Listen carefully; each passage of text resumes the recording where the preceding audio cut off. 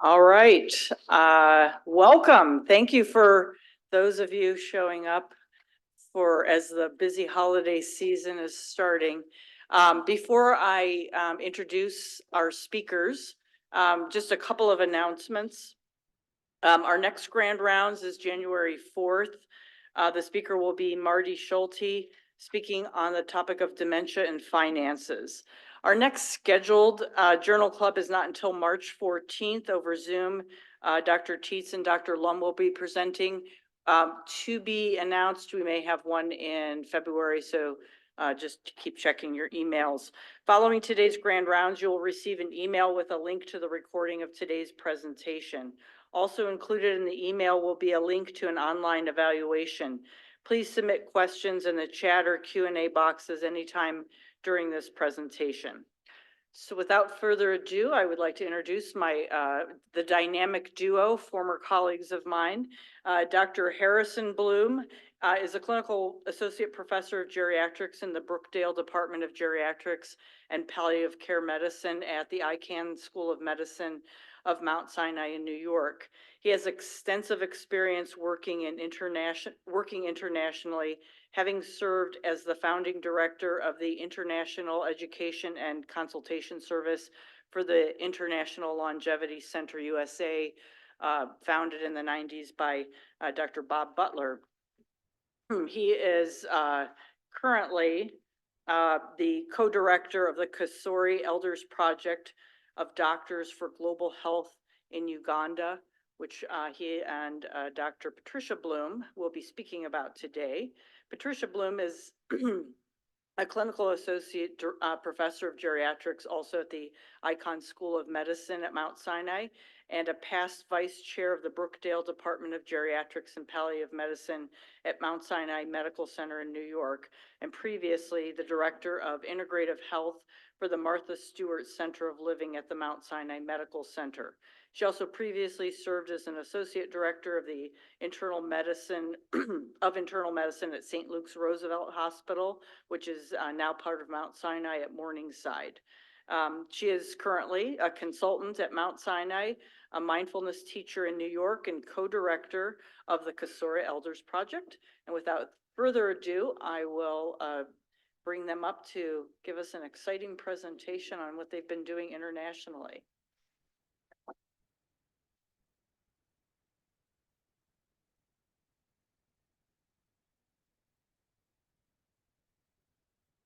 Well, good morning.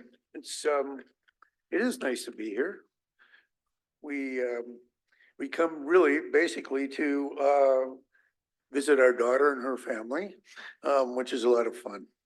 But I want to thank Dr. Oros for agreeing to let us speak this morning, Dr. Carrie Livy for letting us do the same, and Ms. Martinez, who helped us with the organization. No, I really shouldn't. It's kind of expected that I praise Dr. Oros, which I will. She was one of our fellows and a real champion. And I would guess you find her the same. So again, I'm going to get going. And what I want to do is I'll give, until my voice goes out, I'll give about half the presentation. And Patricia, with whom I've worked for many, many years, will give the other half, and something to look forward to. Okay. Now, let me see. Look at that. I show these two slides to begin with only to kind of confirm the fact that we've both been interested in Africa and working abroad for many years. This is about 55 years old. We were working with a group on the border, Kenya and actually Uganda, but we were working with a group called the Pokot tribe, and it was really our first experience in working in a very rural area. We really liked it. I came there after University of Minnesota, where I got my medical degree and had done undergraduate at Penn, University of Penn. And Patricia came to also, she was getting her undergrad in University of Minnesota. We met there. It was a fateful meeting. And since then, here she is doing the same thing again with POCOT. And we did ask people in Nairobi in the public health and medicine schools. We said, we'd like to come back here and work. Is it possible? And they said, well, we like to train our own people. And when you have something different or better than we have, then come back, please, and talk to us. Until then, adios. So many of you obviously know a lot of what I'm going to do. I'm going to review the background of how we got there and what we're thinking about and why. You all know about global aging. And of course, just this year or a year or two ago, there are now more people over 65 in the world than there are under 5. And that's the first time that's happened since statistics have been kept, which is a pretty striking statistic.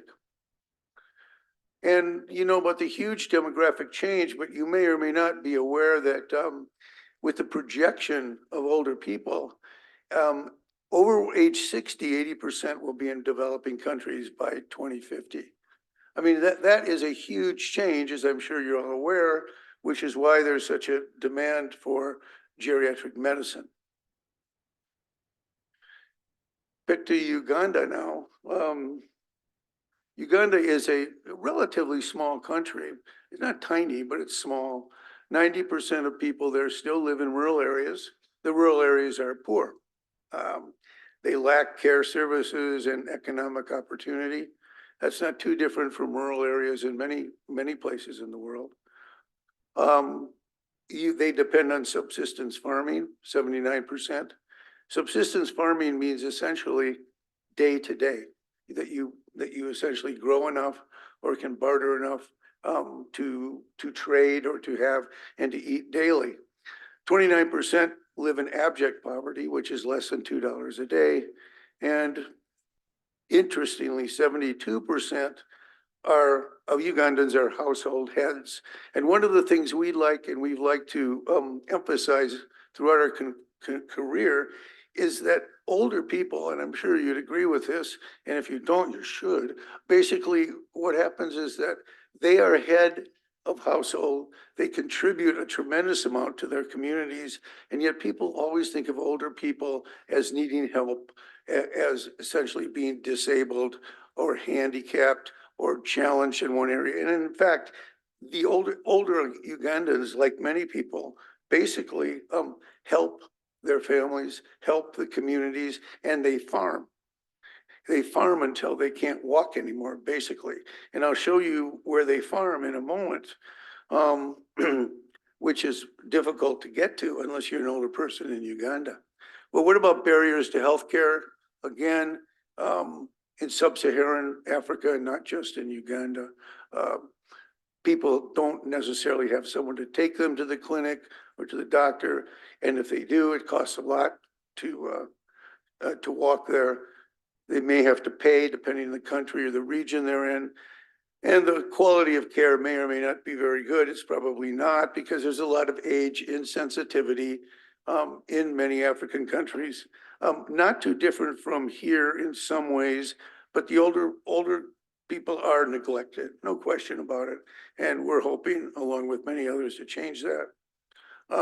So the answer, or one of the solutions to not having a lot of clinicians, physicians in various countries, including Uganda, is that non-physician clinical health workers are very important.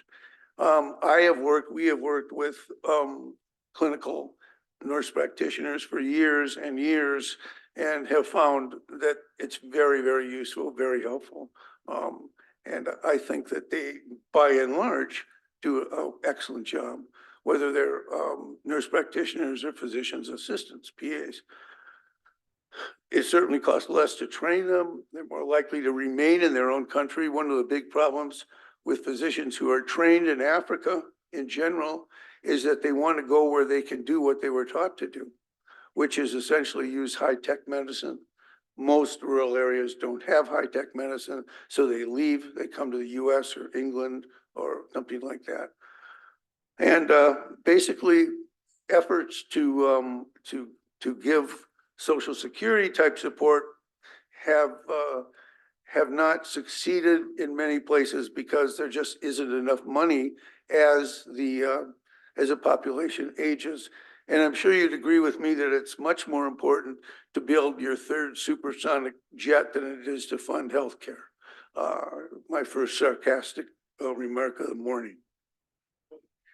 Now, I just wanted to show you something where this is done, which is South Africa.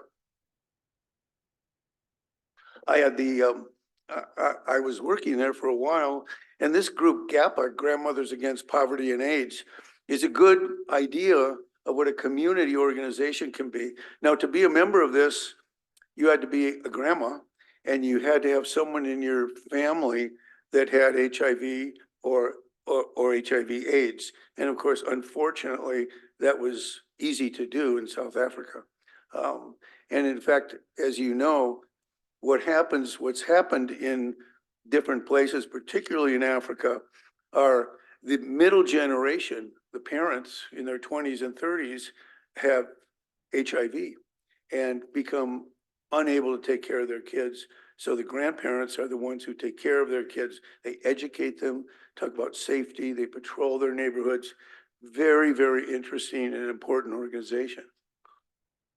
Well, what about our project? That's Kisoro Elders Project, part of Doctors for Global Health, which I'll explain in a moment. And here is Uganda. Well, there it is, somewhere. What happened? There it is, came back. Uganda is landlocked as far as oceans go, but it's on Lake Victoria, which is a huge lake. But it borders Sudan, southern Sudan in the north, the Congo in the west, and Tanzania and Kenya in the east. So it's sitting right there. It's about,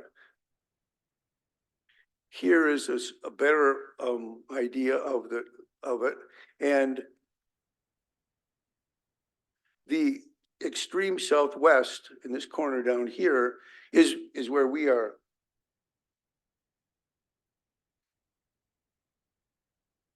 Maybe not. Yeah, we're way down in southwest, right near Rwanda. And one of the nice things about working in a place where you think you can contribute is if it's an interesting and beautiful place, which this is. It is really strikingly beautiful. And we're very close to Rwanda and the Congo. One of the very unreported, I would say, kind of tragedies in the world are the refugees who come from the Congo into Uganda and other places, based upon the fact that there are maybe 100 militias on the border who are essentially guarding different mining interests for different countries. And so the attacks are frequent, one militia on another, and what's left are women who come over with their children, maybe, or maybe the children come over by themselves because they've lost a parent. So that's where we are, way down there. To get there, we fly into Rwanda, Kigali, Rwanda, and it's a 3.5-hour drive from there. From the north in Kampala or northwest, basically it's a 9-hour drive. So you get a good idea, and you go across the equator. So it should be hot, but it's not because it's elevated. I mean, it's Kisoro, we're 6,000 feet up, and it's very pleasant because of that. I don't love the heat anyway. All right, next. You gonna do that or am I? Oh, go back one. This is what I mean about farming. This is very common. This is a hill high enough, and it's all terraced farming. There's no machines and no animals are used for farming. It's all done by hand. People essentially come up with pitchfork, hoe on their back, walk up there, work all day and come back. For someone like me, it's hard enough to just get up there, but they're there early in the morning doing what they do and come down later in the day. So it's very subsistence oriented. Now, here's one of the lakes, which is gorgeous. I'm from Minnesota, so we have a lot of lakes, which are nice looking, but the lakes I've seen here are just amazingly beautiful. There's a few lakes which are near where we work, which don't have schisto in them. So you can swim in that lake, no hippos, no crocodiles, at least that have been found yet. This is a look at our view from where we stay. That's a volcano, which occasionally erupts. Not while we've been there, but I think 30 years ago. Next. And the reason that this area is so interesting to foreign tourists is because the gorillas are on that volcano and other places in the forest. And what they do is you can get it from Rwanda, you can go in, or from Uganda. It's a little pricey to go in, but if you ever do get there, it's a experience of a lifetime. I got to tell you, you get from here to Gretchen from the gorillas. Takes 3 years for guards to kind of acclimate them to people. And I don't think they lose more than 2, 3 people over those 3 years, but that's kind of, this is a typical family, living, in a compound. Most compounds are 5, 6, 8, 9 homes, and they're often families that live together, kids, parents, grandparents, great-grandparents. This man, the man here on your left, is said to be over 95 years old. Sometimes it's hard to know your birthday. It's not like us, we like to lie about our birthdays. They just don't know what their birthday is necessarily. Next. Now, our project was launched in 2017. And you saw who the directors were, Patricia and me, and we have a wonderful project director in Uganda named Moses Iragawa. We have trained now 52 village health workers in 52 villages in the Kisoro district. So some of these, or many of the compounds are basically many, many kilometers apart. It's not like a big village when you see what a village, we think of a village. It's basically compounds. And I must say, I have to throw in somewhere, the best posture in the world, in my opinion, are Ugandan women in their late teens, 20s, 30s, who carry things for miles, kilometers on their head. And that isn't just all they're carrying. They got maybe a baby on the back, a baby on the front. They just walk. I mean, they're just beautiful to watch how they walk. I'm always being told to stand up and all that kind of stuff. So what we had to do was to these village health workers who had been trained to take care of maternal and child health and infants, we were able to add geriatric skills, the kind of program we wanted to do. And that's basically what we've tried to do over the years. Now, this man here is our project director. Hello, my name is Ilagwa Moses. I am the head of the Geriatrics project.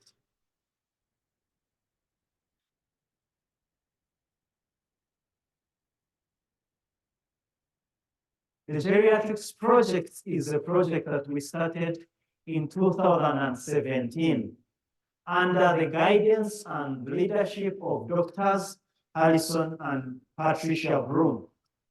We started this project after carrying out discussions with elder persons from these 52 villages. When we started village health work programs in our villages, the programs that were started were mainly targeting children and women. And with the increase in the number of elder persons, we discovered elders were being left out. They were being forgotten in terms of service delivery in our communities. That's why we evoked the idea of providing services to these elder persons. We identified the needs of these elderly by carrying out focus group discussions. The elder persons in our villages were able to tell us the needs that they had. One of the needs that they had was mobility challenges. They faced pain and mobility challenges. The other problem they had was vision. Most elder persons had challenges with vision. The other problem they had was issues with hearing.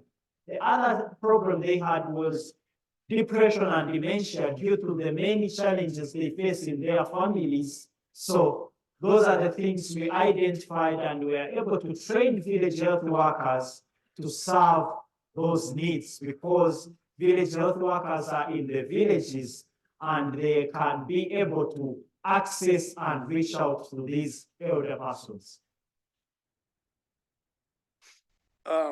He's a wonderful guy and very bright. And interestingly, one of the few people we've ever met of young people who are really interested in older people. He just got his master's in sociology. As far as gerontology goes, he could be a leader in the country, because there aren't a lot of programs now at all for older people. He's very smart, and a very lovely guy. He just got married a few years ago, has 2 kids already. At any rate, he's a great guy. And what about our goals? Well, our goal has been to establish a unique project, bringing healthcare to older adults in rural villages, which is low cost because if you want to keep a program going, you can't be funding it every year with very expensive grants, which run out after a year or 2. It's got to be of immediate benefit to health and quality of life. Again, for us, this is what we wanted to do, not comprehensive care, but certain things, which we'll be talking about, vision, hearing, etc. It's got to be of immediate help,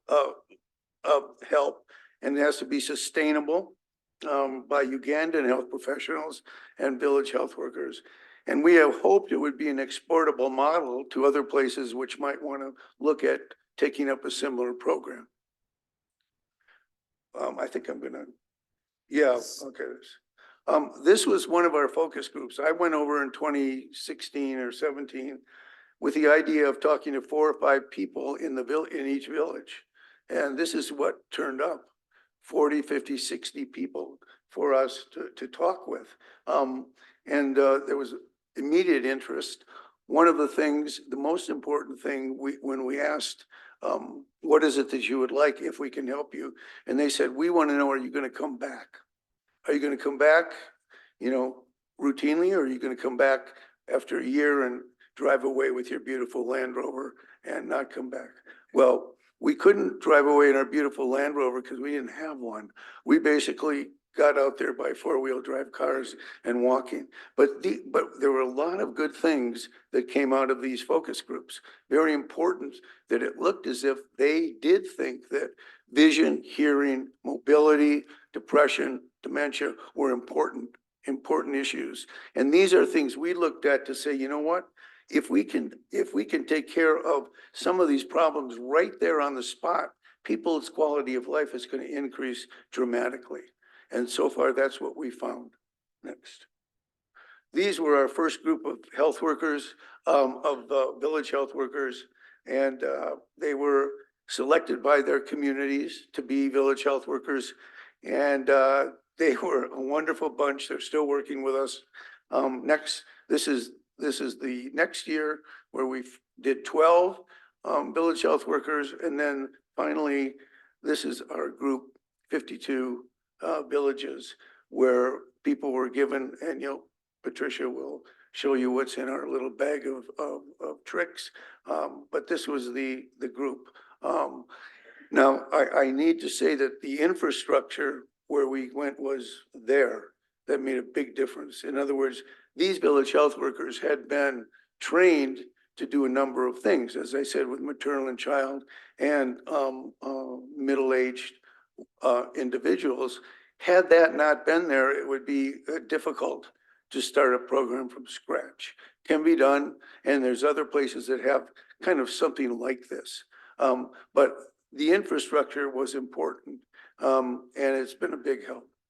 Now, this is the village where we meet people to do our screening. This is just out in the middle of a field. People are waiting to have their vision or their hearing screened. It's just a pleasure to do this because kids are there and other people are riding by and everybody's interested in what's going on. Next. It isn't, the men and women aren't separated. I don't know why in this particular case they were. So for vision, we wanted to, oh, you said 5-2. Well, at this point in time, since there's no hook to pull me off, I'll go off by myself. My voice is getting a little low. And now we're going to show you the programs that we do and why we do them. And we do want to, everybody says, well, we want to leave time for questions or comments. We do. We'd like to leave time if possible when we're done. So I'm going to turn it over to Pat now. We've been a couple for a while, if you call 52 years a lot. I'm the closer, so I have to talk pretty fast to get through all the material, but we do want to leave some time. So I'll try to be thorough but quick. So we had these areas that we identified. As you can see, they all have to do with functional status and improving people's quality of life by allowing them to function better. So our goal for vision was to identify both far and near vision impairment.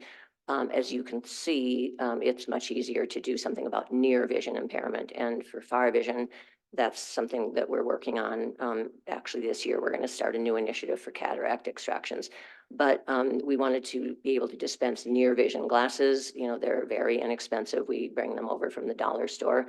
And then we're starting to have the capacity to refer people with far vision problems to the optometrist at the hospital. Interestingly, it seems that it's much more cataracts that are the problem rather than having to get, prescription glasses for refraction problems. So this is Jocelyn, one of the village health workers, testing for far vision with something called a tumbling E-chart. Now I'm just going to play this for just a little bit to show them doing the vision testing. So that's Amos, one of the village health workers.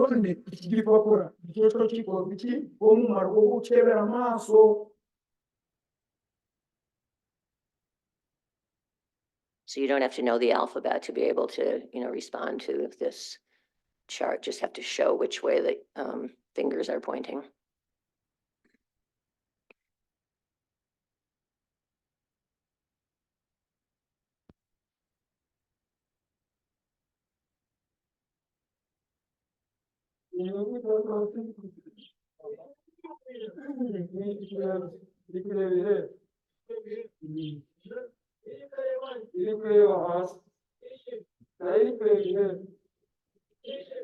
I'm actually going to just go on then. This is, so now Moses is talking about the near vision glasses. The near vision glasses that we give out are in 3 lens sizes. We have 1.75, we have 2.00 and 2.50. So he's a beneficiary. What do we use the near vision glasses for? The elder persons use the near vision glasses for things like preparing meals for those who can't peel. We have elder persons who are able to read and write. So the near vision glasses help them in reading and writing. Then we have elder persons who use them to separate beans from chaff. If they want to prepare a meal of beans, or if they want to separate stones from the rice that they have in their homes, they are able to. These near vision glasses are very. And beans is one of their biggest cash crops too. So at the harvest time, it's really important. It's something that they couldn't do in the past. They faced a challenge of helping out in meals preparations because they can't see well. But the near vision glasses are able to help them in doing that. they always bring a Bible, and we love this slide because he was so happy to be able to read. Sewing is a big thing. It's a profession for men too.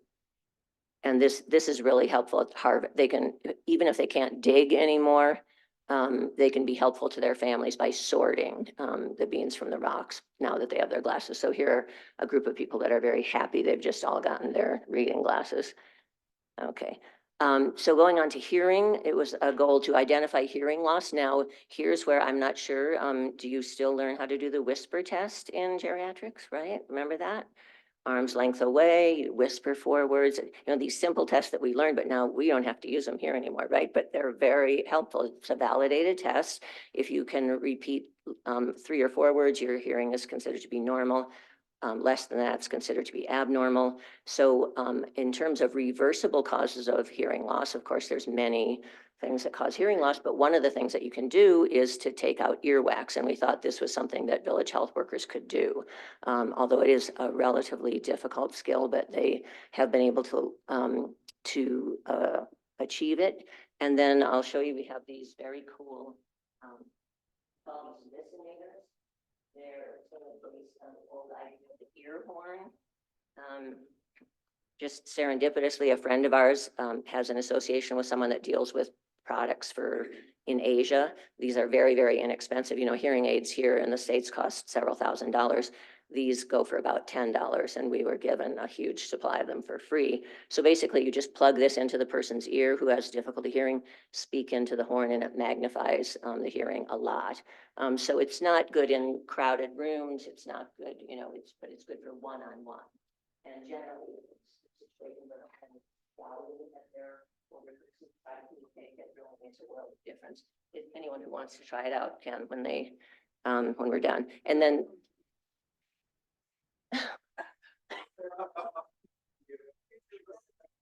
yeah.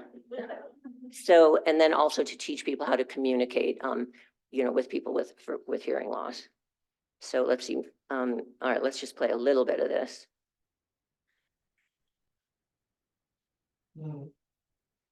Bazomugende kukongorera ihene intama He's saying it a little bit too loud. The concept of whispering seems to be a little foreign to them.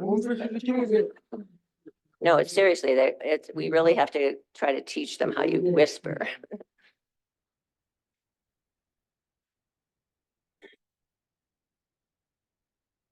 So this is our otoscope.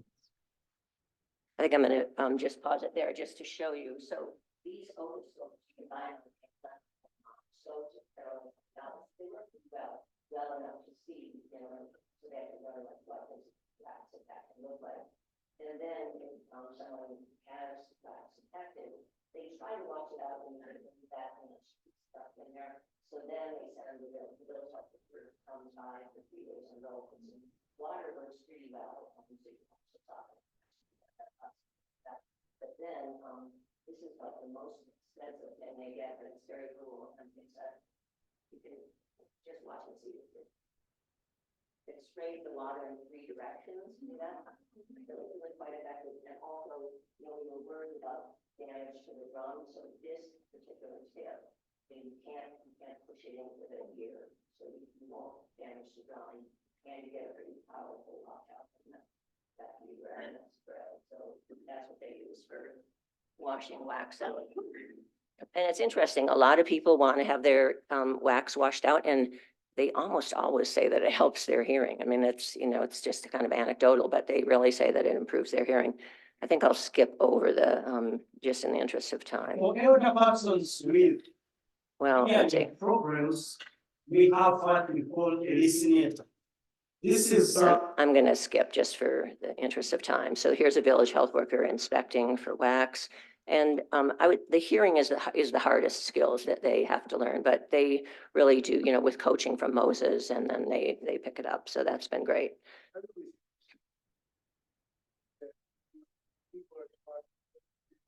I found that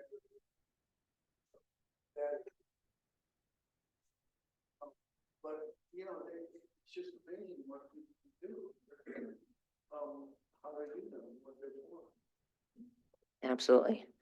Okay, moving on to mobility. It's a very rocky and hilly terrain. So people have difficulty, especially frail older people negotiating, getting around. Once again, using a simple geriatrics test that you probably learned way back when, the get up and go. Do you remember that? Walk 10 feet, turn around, come back. And it's validated to be predictive of loss of function and falling. So they do the get up and go test. They do teach the families how to try to prevent falls in the home. And then for people who test positive on the get up and go, in other words, I think get up and go for a normal older person is 12 to 18 seconds. So if it takes them over 20, or especially if over 30, or with a history of falls, they qualify for getting a cane. Now let's see, let me just see if I can. Oh, well, here's, this woman is doing the get up and go. We'll just show that for a little bit.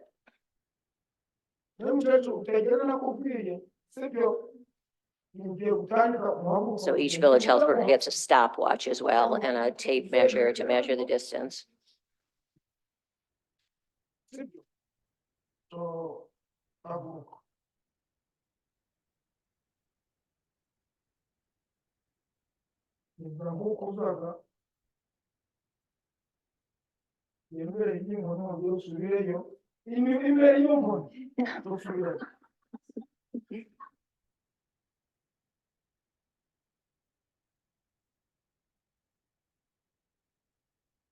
So that woman scored, so Moses is demonstrating the, okay, let's just. Walking stick that most elder persons use in our villages.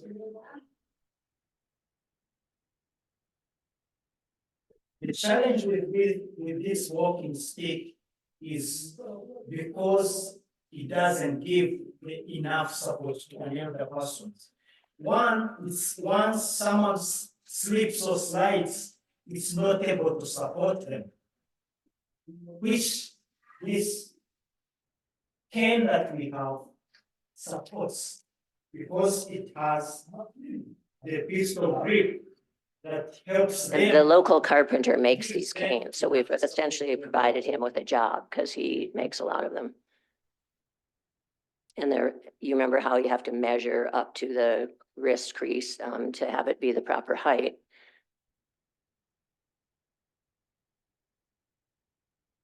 And that's Isaac, the village carpenter, making the canes. You see Moses with the grip. So that's very cool. We were really worried that they wouldn't accept the cane, even though we tried to convince them it was more sturdy to be able to lean on it. But it turns out they love the canes. They're sort of a status symbol too. And so we found people cheating on their timed up and go, so hoping to get a cane. But the village health workers know how they usually walk, so they have to really be judged to need a cane. Okay.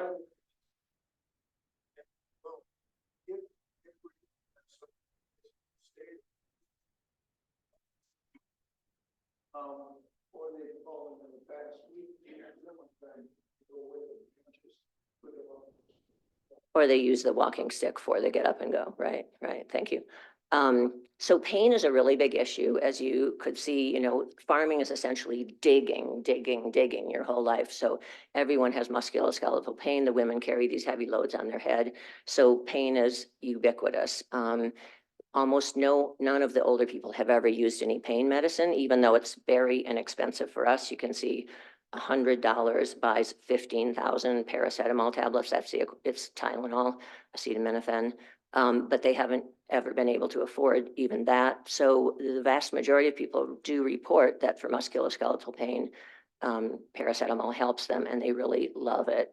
So they can hardly wait till the village health worker comes around with the pain meds, next month.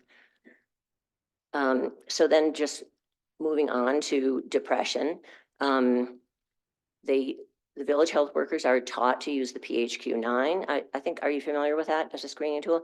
It's been validated for use in East Africa. As you can probably remember, we had to change the wording somewhat. Like, you can't say, are you still interested in watching television or reading the newspaper? Neither of which they have. So we changed the wording, and they were taught to also recognize signs of depression, getting the history, their clinical impression. So village health workers screen people that they suspect of having depression. And if they have mild to moderate depression, not severe or suicidal, they were potential candidates for some pilot depression groups that we started in 6 villages. I think that was back in 2019. It was before the pandemic. They use an intervention that was developed at Columbia Teachers College in New York. Interestingly, they had field tested their and it was designed specifically for use in low-resourced countries, low and middle-income countries who don't have psychiatrists or health professionals to, treat depression. It had been field tested in Uganda, but not on older people. So Moses and Immaculate, who's our mental health specialist, they ran the initial groups and they were so successful. People just loved them. A lot of elder people get isolated in their village, in their family compounds. They hadn't even seen their other, friends for years. So the idea of the therapy is based on group support, having your story heard, and then sort of brainstorming among each other, like, okay, so how can I talk to my daughter-in-law that I'm having this feud with, that kind of thing. They were extremely successful. They begged us to continue them. We couldn't do it during COVID, but then after COVID, now we've continued the 6 that were started, and now our goal is to roll them out into other villages. There's 3 new groups that we were really lucky to see the beginning of last spring when we were there. I hope this will play. Let me see. Yeah. Just to tell you, Immaculate, our mental health specialist, she kind of added into the mix. It's not part of the IPT methodology, but she added singing and dancing and clapping. And so what I'm going to show you is the end of a depression group. They come in really sad. They tell their story, some of which are really heartbreaking. A grandmother who has to take care of her grandchildren. She doesn't have the money to do it. Conflict in the family, grief over sometimes murder, sometimes HIV death. So let me just go back and show you this. This is the end of one of the groups. Whoops, sorry. Here we go. Oh no, just a minute. Okay, advance. That's Immaculate there.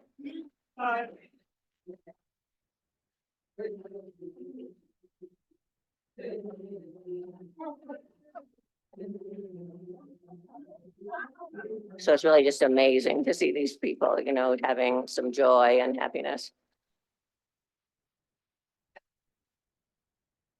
So you can see. Please do. You want to come up to the mic? Can you hear him? Is it okay? All right, go ahead.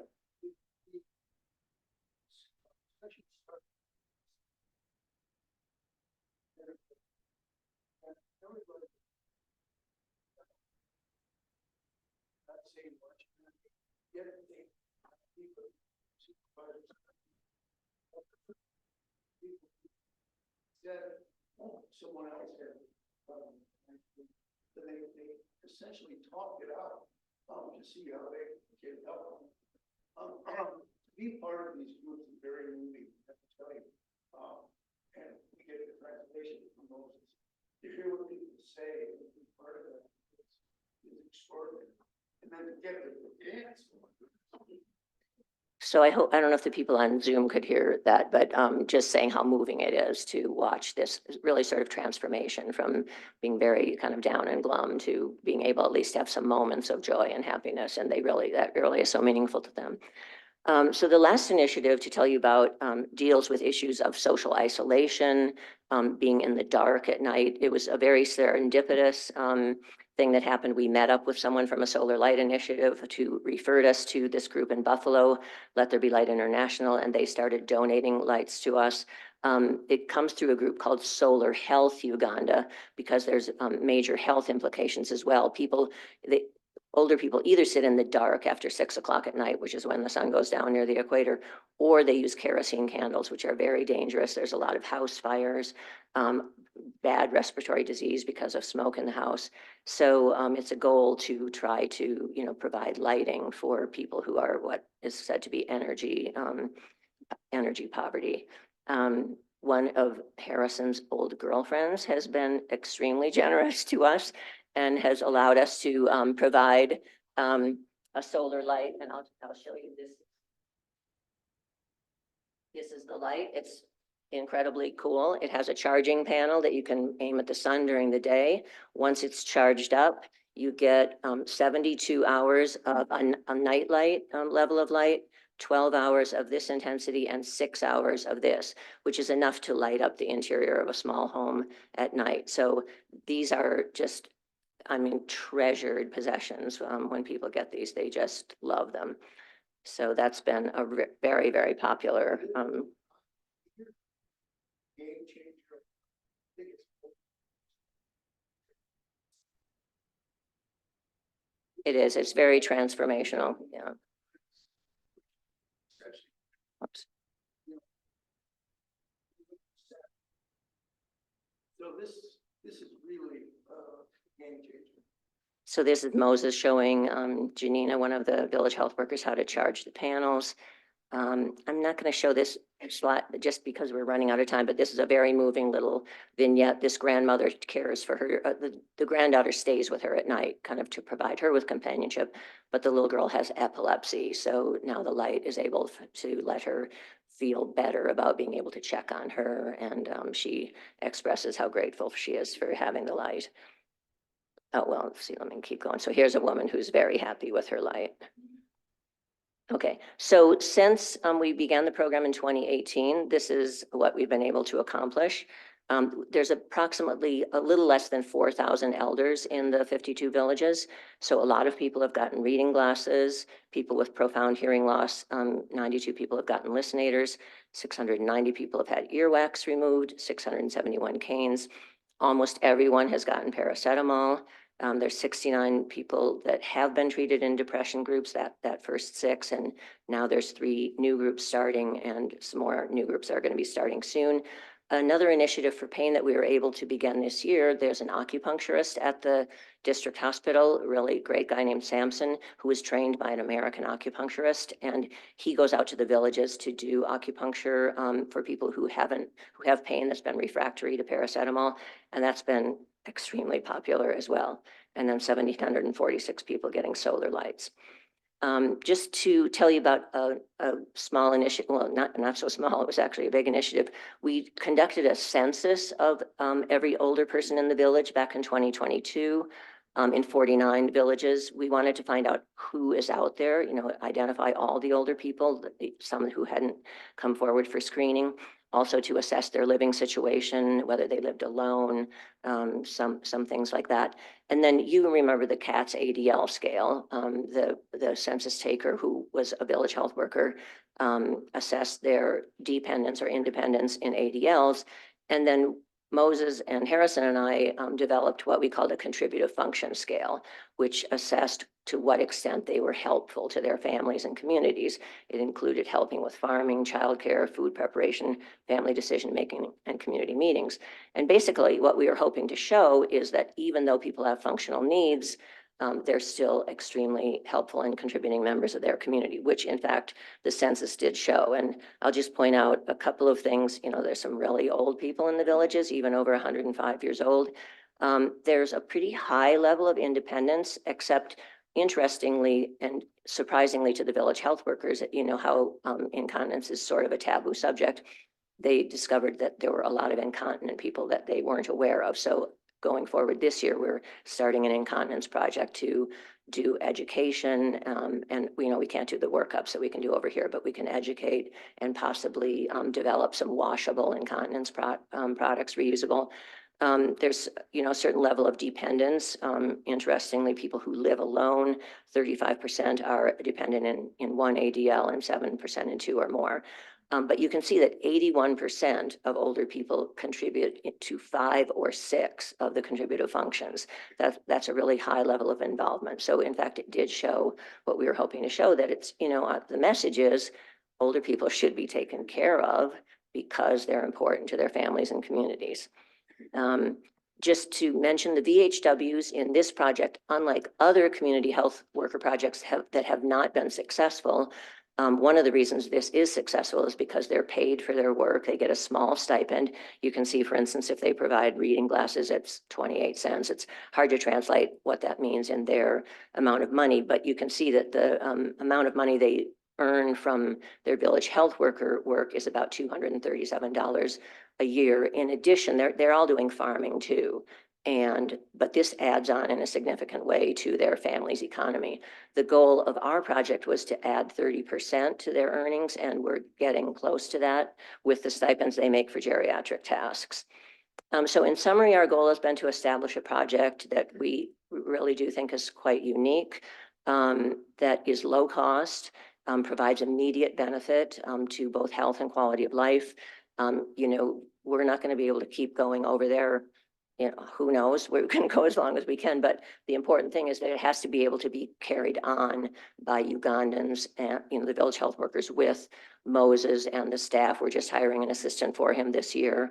It has to be able to be sustainable by Ugandans, and we hope that it will be exportable. We've starting to try to do some outreach to let other groups in the area know what we're doing. This year, we announced that we're opening a center to advocate for aging. I think we changed the title to In Uganda. We decided to start a little more modestly, but really to have it be a training center. Moses is a very good teacher, so he could educate other community health workers to do at least some of the tasks that we're doing, but also to kind of push the political message that older people should be cared for, especially since there's going to be such a huge influx, growth of the elderly population. So I think that's what we have to tell you. And maybe I'll invite Harrison to come back and we can answer any questions you might have. Yes, thank you so much. Having done a little bit of work in foreign countries, mostly in Central America, Belize, Guatemala, I always felt powerless as a primary care person because you just go down and you put Band-Aids. You get the ophthalmologists that come down and they do 100 cataract surgeries and they make a huge difference, and they've left, but that difference is still there. So I love this low-cost interventions that you've done in a sustainable, hopefully, fashion. So thank you for presenting that. I'm going to open it for questions. Yes. Thank you. This was so fascinating. And two things I'm struck by. One is there's no TV. People are not sitting and watching TV, And so I'm curious what your observations were. It sounds like sitting in the dark is one of the consequences. But anyway, what they're doing, it sounds like they're working a lot. And so I was just curious about how folks are spending their time. And then also the other end of meds, there's not our typical meds, but are you seeing some of the local healers prescribing things? And how do you see this from that? If you're concerned that it might. Okay, wonderful questions. Thank you, Dr. Levy. So in terms of what people are doing, well, they do live in family compounds. So remember that little house that you saw in the beginning? There could be 5 or 6 of those in the compound. And one of the reasons, they might just be sitting in the dark, or they might be using kerosene candles. During the day, a lot of them are working. They're out in the fields digging, or they're preparing food, or they're taking care of the children while the adults are out in the field. One thing that maybe we didn't mention too, in addition to the loss of the middle generation due to HIV/AIDS, there's the effect of urbanization. A lot of middle-aged people go into the cities to try to get work because the way land is inherited, people get smaller and smaller pieces of land as it's passed down through the generations. So a lot of men have to go into the cities to work. But so one of the reasons the light's been so great is that other people in the compound, like, oh, grandma has a light. So the children come in to study their books, the older adults come in so they can converse, at night. So that it really reduces social isolation. So that's maybe a piece of the answer. In terms of medications, the Doctors for Global Health Project, they run clinics at the district hospital, but for a lot of people, it could be like 10 kilometers away. They have to walk in, so they don't really get to do that. But they also have a program called CDCOM, which is chronic diseases in the community. So the village health workers, they're very highly trained. I'm so impressed by their abilities. They have a doctor bag, and once a month, a clinical supervisor comes out and they do dispense blood pressure medication, diabetes, they check blood sugars. They can dispense other medications under supervision from the clinical supervisor. So some older adults do get some care because they're followed by CDCOM. Others don't get any because they haven't been able to walk into the hospital. But for instance, depression, we don't use any medications, but the village health worker with supervision by immaculate nurse specialist can dispense the SSRIs are unaffordable, but the tricyclics can be used, or, sometimes like Haldol for psychotic issues. So they do have limited access to medicine, but even in the hospital, it's very heartbreaking. They have a protocol because they always run out of it. It's very underfunded. The healthcare system, we don't have time to go into the politics of it, but the president who's been in power for 35 years now, who was a good guy in the beginning, he was a revolutionary hero. He's now become pretty much of an autocratic dictator, and the money just doesn't trickle down to the villages. The district hospital runs out of medicine every month. So at this point in the month, you go to half doses, then you go to a quarter dose. It's really kind of heartbreaking. But so some medicines are available, but not as much as they should be. Yeah, go ahead. What do you think about the capacity for the healthcare workers to learn aspects related to dementia or end of life care? What do you sort of have to do here of needs? And is there something that the village healthcare workers could then do? Yeah, that's a great question. I'll try to answer it just quickly. So as far as dementia, that was one of our focus areas, and they actually do know how to administer a screening test for dementia. It was developed for Africa. It's called the 6-item dementia screen for Africa. They pretty much do that in conjunction with the mental health nurse. And the dementia is seen. There are people in the villages with advanced dementia. Our interventions are pretty much just to educate the family about how to care for them, what to expect. Because in the past, the idea has been that they were cursed by a neighbor, or it's the devil or something like that. So now they are able to there's a whole series of learning things, behavioral changes, how to communicate with. And so they learn how to do that, and they're able to teach the families. The village health workers have really quite an impressive menu of about 25 home talks that they can give on certain subjects. So dementia is one of the home talks that they can give. As far as end of life care, there is a palliative care nurse at the hospital, but we do have a colleague who's at Cornell in New York who has a palliative care project in northern Uganda, and we're hoping to have some cross-fertilization with that person and maybe do some more teaching around end-of-life care. So that is an area, that's a great question. We have identified that as an area that could be very useful. So I think we do one more. This is a combined question from the chat specifically on depression. One is the term depression identified with culturally in Africa, and is there a stigma associated with depression in the communities that you've worked with? More great questions. They actually don't have a word that is the equivalent of depression. So, so a lot of it is challenging because it's very nuanced. How do you convey? So Moses spent a lot of time with the village health workers trying to give them, an idea about what is depression. Basically, they have identified as causes for depression for major groups. I think it's conflict in the family, a radical change in their living circumstances, grief, and social isolation. And so I wouldn't say there's definitely a stigma around dementia, but as far as depression, it's very, very prevalent. And you can even get into some discussions about, well, what's the difference between depression and just living in abject poverty? There's kind of like the big crossover there.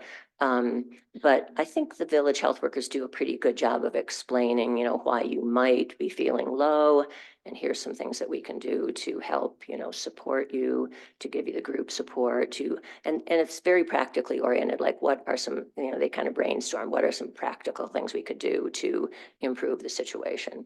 So I hope that sort of addresses the question. Thank you so much. Yes, Why don't you come up and, come to the microphone Yeah, because just the for Zoom the Zoom people people. can't hear you. Well, how lucky you've been not to hear me thus far, but that's good. I just, I just want to say that, it's, when all is said and done, it's pretty despicable and reprehensible that so many people in the world have to live like this. It doesn't need to be like this. Things that on a daily basis and things you can do, we're showing in others that can make a big difference in a day-to-day life, and quality of care. So, you know, we're hoping that little things can help and then medium things can help more. But it's wrong, whatever way to say it. I mean, there's a lot of things in the world that aren't right now either. But we think that this kind of an approach can be helpful.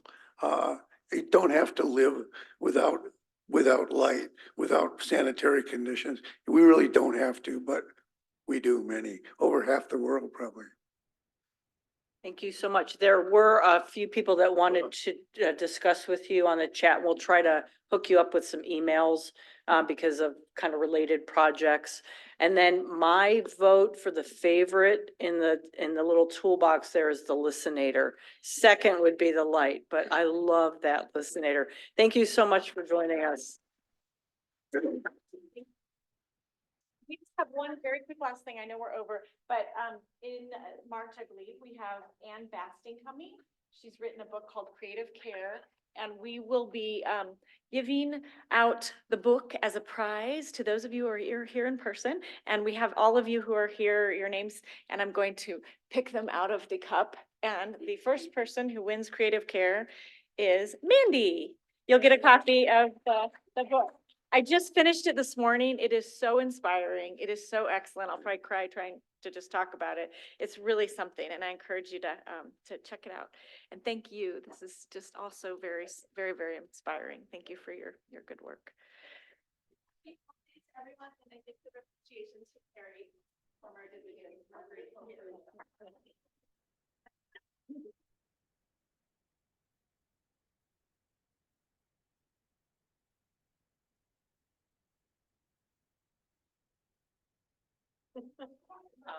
So the chat that wanted to discuss other projects with them so we can